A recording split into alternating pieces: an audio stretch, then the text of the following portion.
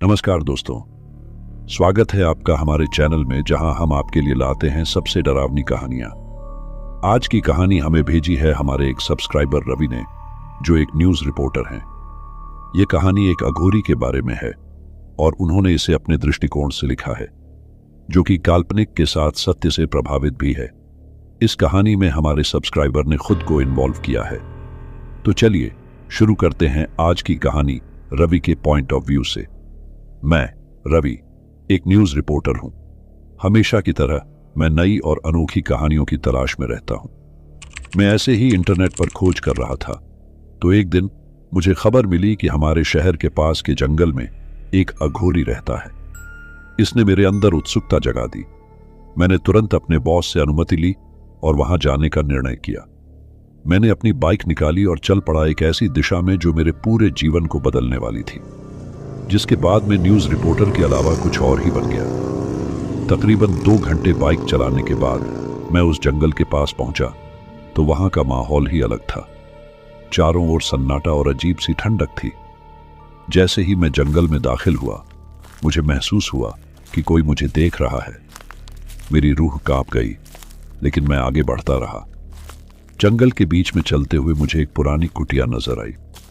कुटिया के आसपास का माहौल और भी डरावना था। मैंने धीरे धीरे कदम बढ़ाए और कुटिया के अंदर झांका। वहां एक बूढ़ा व्यक्ति बैठा था। उसकी आंखें गहरी और डरावनी थी। उसने मुझे अंदर बुलाया।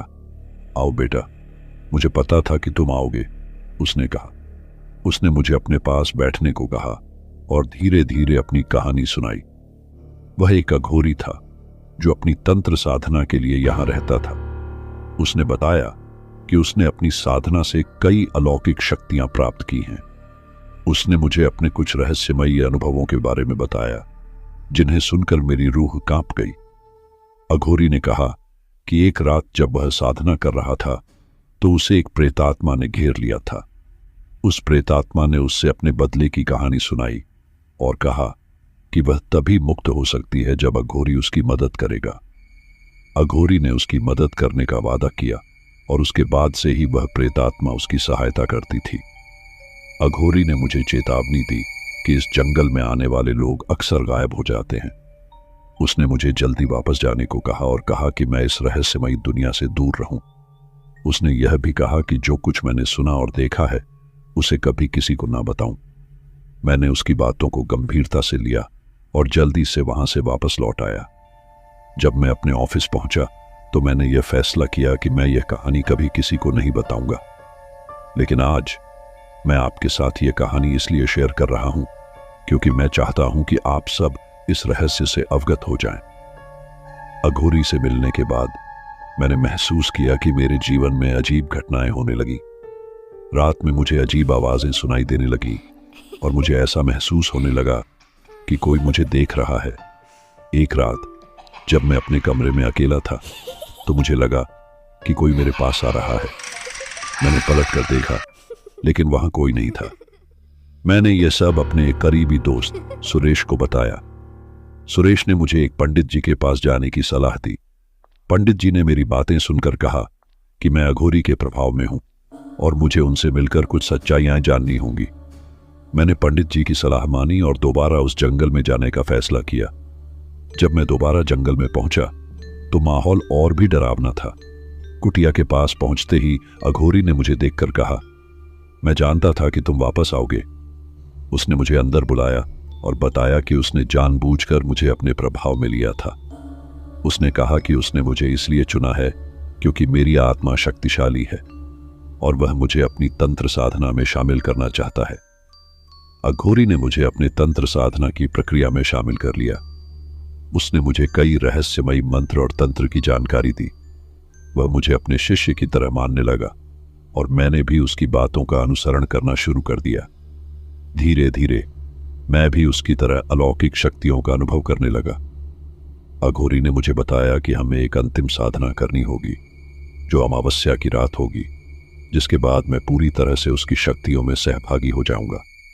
इस साधना के दौरान हमें एक प्रेतात्मा को बुलाना था और उसे नियंत्रित करना था।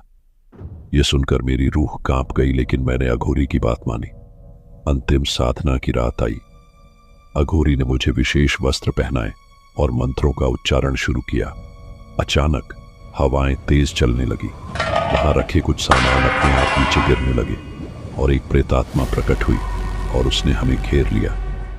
अघोरी ने उसे नियंत्रित करने की कोशिश की, लेकिन प्रेतात्मा बहुत शक्तिशाली थी। उसने हम पर हमला कर दिया। प्रेतात्मा के हमले से बचने के लिए मैंने अघोरी के सिखाए मंत्रों का उच्चारण करना शुरू किया। धीरे धीरे मैंने प्रेतात्मा को नियंत्रित कर लिया, लेकिन उस वक्त उस आत्मा ने अघोरी पर बहुत जोरदार हमला कर दिया और अघोरी गंभीर रूप से घायल हो गया। उसने मुझे अपनी अंतिम सांस में कहा, अब तुम मेरी शक्तियों के उत्तराधिकारी हो। इस तंत्र साधना को जारी रखना और इस रहस्य को हमेशा छुपा कर रखना।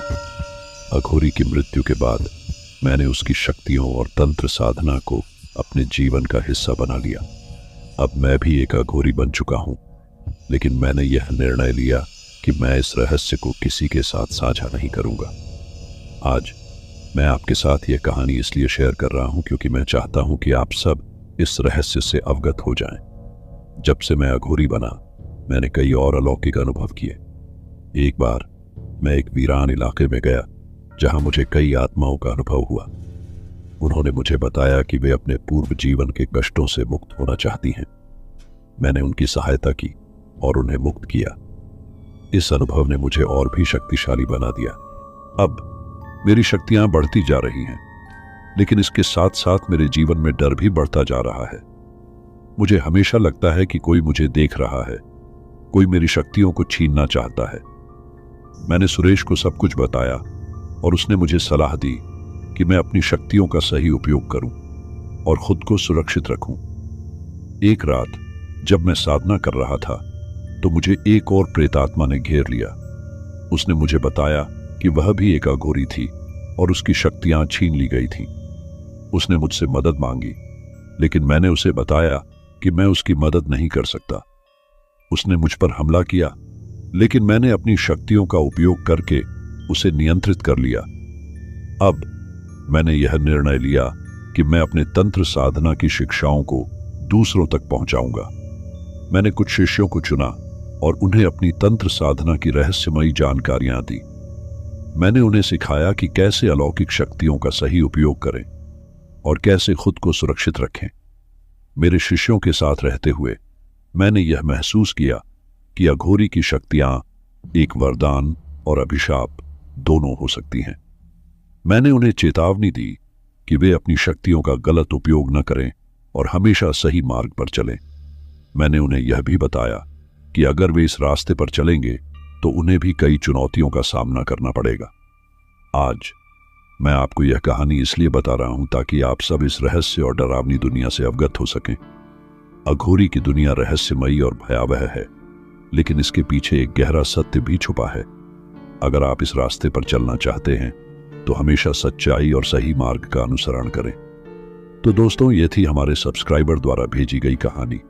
अगर आपको यह कहानी पसंद आई हो तो कृपया हमारे चैनल को सब्सक्राइब करें, वीडियो को लाइक और शेयर करें, और हाँ, कमेंट बॉक्स में अपनी राय जरूर दें और यह भी लिखें कि आप कहां से हमारी कहानी सुन रहे हैं। धन्यवाद।